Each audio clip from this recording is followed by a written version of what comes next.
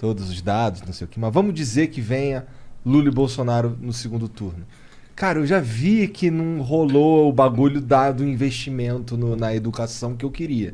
Tá ligado? Mas que são coisas que são feitas... Não, mas aí pode não ser exatamente. Você tem todos os dados sobre as gestões Lula no investimento em educação aqui pra gente... Não tem todos os dados. Então, mas aí a gente precisaria deles, é o que eu tô falando, mas você quer ver que legal mas esse eu sei que negócio Porque será? Pode não ser o avanço que você quis. Ô, Igor... Mas a gente é um dos piores países do mundo, não é? Igor, mas você vê esse Cara, mas negócio se da você educação... sai de muito de trás... Mas Vamos você lá. tá contentado com pouco, na minha opinião. Mas, Monark, você não sabe o quanto é pouco, quantos por cento evoluiu. Você não sabe, ou a gente tem o dado, ou a gente tá falando O achismo. mundo inteiro evoluiu. Você não tem o dado, cara. Não, eu sei que o mundo inteiro É o evoluiu. data foda-se. Mas eu só posso conversar se eu tiver munido de dados e estatísticas. Tô falando, isso é uma conversa. É o ideal. Ah, Porque mas aí senão eu teria que ser um especialista, entendeu? Mas não, é só você quer pegar ver? porque senão a gente fala vazio. Você quer ver eu uma acho parada que... que o Igor falou? Eu acho que... Quer ver uma mas parada? eu O acho Igor... que o isqueiro rosa, enfim, causa mais prejuízo à saúde. Tá bom.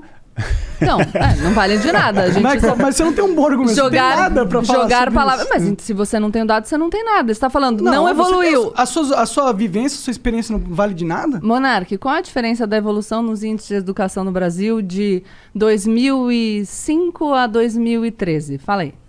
Sei lá, e daí? Então pronto, a gente não sabe, não dá pra falar. Mas eu posso falar que a educação do Brasil é uma merda?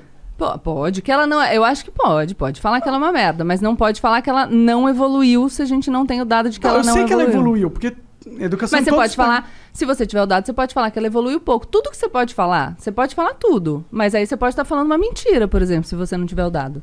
Não, mas por exemplo, se eu tenho a percepção que a educação do Brasil é uma merda, tá, comparado ao mundo, tá bom, eu posso ter a percepção que a gente poderia ter evoluído mais. Posso?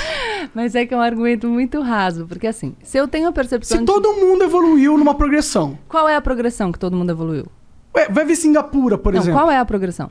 A gente sabe que países como Singapura... Qual é a progressão? Mas isso é muito chato, pra eu não poder conversar, falar sobre o que eu penso, porque mas eu tenho que ter os números e estatísticas, senão eu não posso falar o que eu penso. Mas eu não posso falar, eu posso perguntar qual é a progressão? Eu vou falar que eu não sei. Então pronto, aí acho que acabou. Mas eu não vou continuar, aí eu não posso falar o que eu penso. Não, pode. Se eu não sei a estatística. Não, tá bom, pode. Não, eu tô não deixando você falar? Não, eu sei, é que quando eu falo o que eu penso, qual é os dados específicos. Mas é que então, assim... pronto, o que você pensa tá inválido, eu não vou nem contemplar a sua opinião. Vamos tentar, vamos ver se eu consigo um outro exemplo. O seu cabelo... Não, é que tipo... não, eu entendo. É que é muito ruim a gente não poder conversar sobre as coisas por causa que a gente não tem livro de estatística Sabe o que eu acho um junto. absurdo, Monark? Eu acho um absurdo que você não tenha engordado durante a pandemia. Eu engordei. 10 então, quilos. mas eu acho que você não engordou. Tá, mas eu engordei. Não, mas a minha opinião é que é um absurdo que você não tenha engordado durante a pandemia. Mas se você vê um vídeo... Mas de onde tá baseando sua opinião? A minha Aê, você quer que eu me baseie o quê? Num dado da realidade, Monark? É isso que eu tô tentando te falar. Mas não é um dado da realidade que a educação no Brasil é uma merda? Não é um dado da realidade que Singapura tinha uma educação de merda? Acho que eu já fiz meu ponto, mas acho que entendeu. Mas não fez beleza. o seu ponto, entendeu? Não, é isso. tudo É que bem. você tá falando, eu não tenho a estatística que você pediu. Eu tenho algumas estatísticas. Não, mas tenho o que eu tô falando é que você não tem a estatística e tudo bem. Eu tô falando que eu legitimo o seu descontentamento. Ele é legítimo. Eu também fico descontente com o estado da educação no Brasil. Mas a gente precisa discutir partindo da realidade. Se eu falar que você não engordou no ano, eu posso falar o que eu quiser. Quem tem boca fala o que quer. Agora, se isso tem lastro na realidade ou não, a gente vai precisar dos dados da realidade. Então, mas eu das dei alguns informações. dados da realidade, não dei? Ai, né? Vou falar outra parada então pra gente... Vamos girar a roda. Que não precisa de negócio, a parada da educação que você falou, que, enfim, não dá voto, né? Que o resultado é muito longo. E eu tenho uma parada que eu fico muito em dúvida se o fim da reeleição não poderia ser algo positivo. Eu adoro essa ideia. Talvez joga para 5 anos o próprio mandato, Fernando Henrique Cardoso, que defendeu a reeleição, voltou atrás na ideia, né? Então tem um incentivo, né? O cara, não, vou fazer algo que vai me dar voto porque eu quero me reeleger. Então você não vai mais se reeleger. Isso foi uma parada que eu conversei com o Haddad, que a percepção que eu tenho, tirada do meu cu, viu, Gabi? Datacu.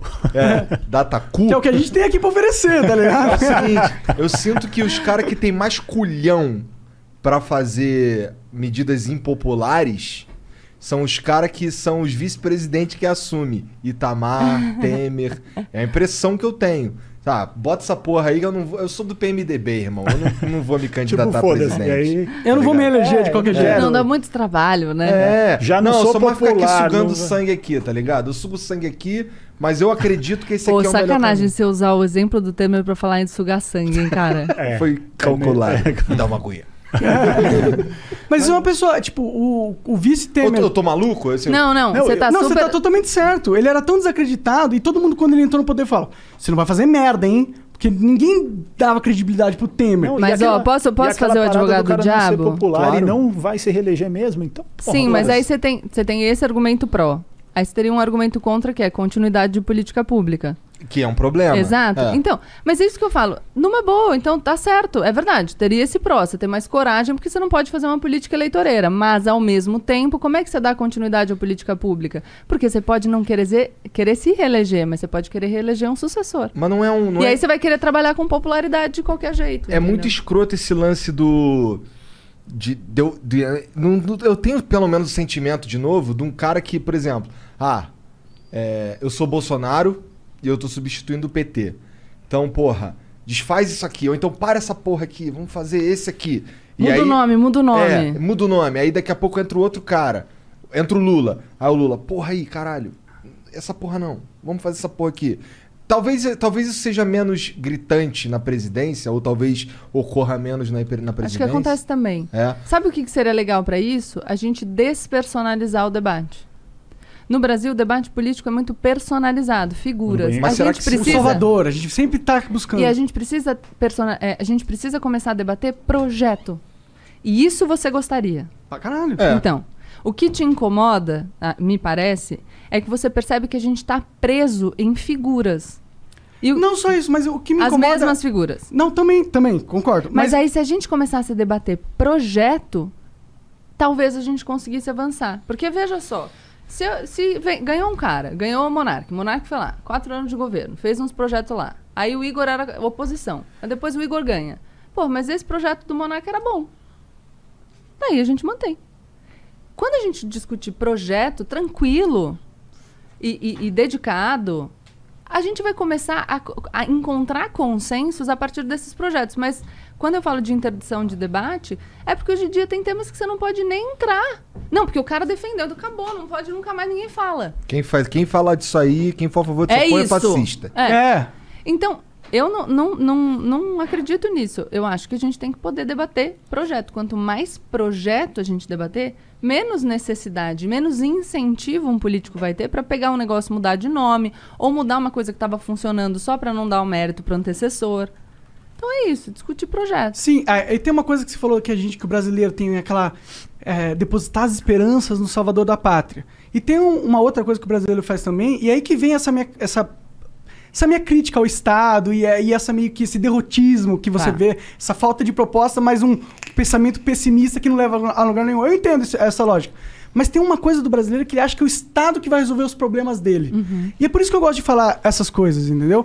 Porque é muito melhor o cara ter a noção que, se ele ficar esperando que as mudanças... Aí eu vou concordar com você em tudo. Então, porque por mais que o Estado tenha obrigações, e por mais que ele devesse prestar um serviço de muito mais qualidade do que ele presta, porque o governo deve ser isso, um prestador de serviços de qualidade, a partir do dinheiro arrecadado... Ele não presta nenhum serviço, pra mim, pessoalmente. Só desse ele deveria, no mundo ideal. Na prática, os dados da realidade nos mostram que os serviços não são prestados. Então, essa sua sensação é correta e legítima.